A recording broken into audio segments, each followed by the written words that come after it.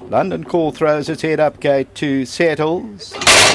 They sprinting away from the 1200 metre marker. Nice beginning for all. London Call is the first one to go on the left-hand side. Talk to the Stars, and towards the inside, 7th plane is Singamoya. Red Chestnut Road is on the extreme right-hand side. There's only 2.5 lengths covering them.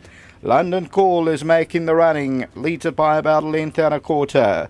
Talk to the Stars, 7th plane has got the black sleeves and cap. Is Singamoya towards the right, and Red Chestnut Road, the extreme right-hand side, about 2.5, 3 lengths cover them.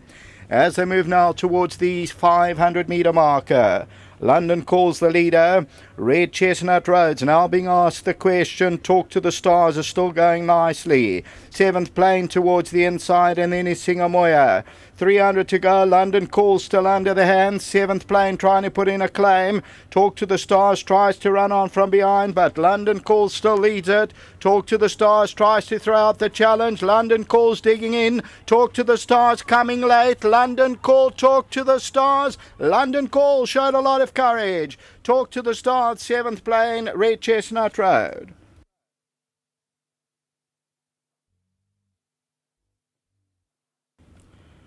London Call, the 7-year-old son of Kahal, Mark Dixon. Win number 10, Brandon Lorino. And for a host of owners, and he showed a lot of courage, especially that last 100 metres, because Talk to the Stars was bearing down, but London Call refused to relinquish the lead. He wins by a half length or so. Second, Talk to the Stars, very nice run. 7th plane back in third position, Red Chestnut Road, and is Singamoya. We'll take a look at that head-on shortly, and you'll see Brandon still under the hands, just punching away.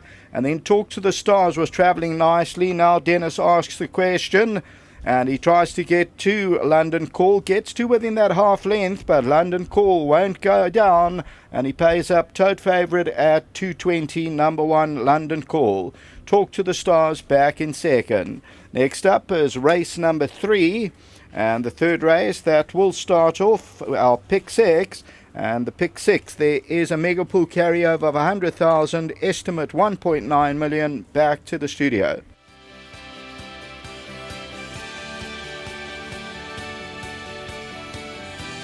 Well, the London Call record will now read 18 starts, 9 wins, taking his earnings, just shy of 800,000. Mark, come through, let's have a chat. I keep mentioning it to you, and you've just done a wonderful job with this horse.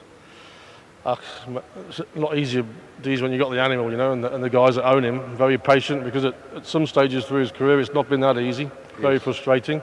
But they never, they never moaned or anything like that, and we've managed to get him here every single time, spot on, and he's undoubtedly a good horse. Not his most impressive win today, but that second horse, is a bloody good horse on his day. So no, very game performance where he stuck his head out that last half a furlong. And wins are winning, especially at this time of year. And big thanks to all the guys, massive supporters of the stable, I'll always say. That I'm just over the moon. Well, I couldn't add to that. Again, to yourself, Haley, your entire team, well played with this individual. What about the balance of your runners for the guys that missed you on this morning's show?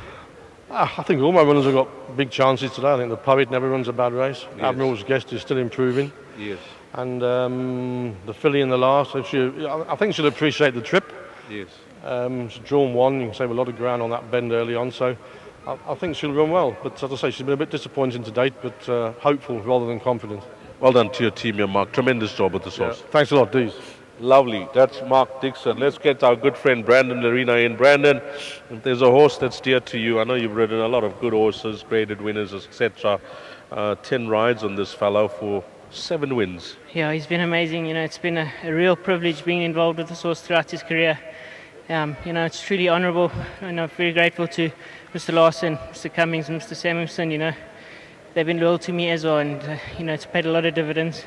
But I think the credit must go to Mr. Dixon and Haley in the time they've taken with this horse. And after every race is probably a bit of a worry for them.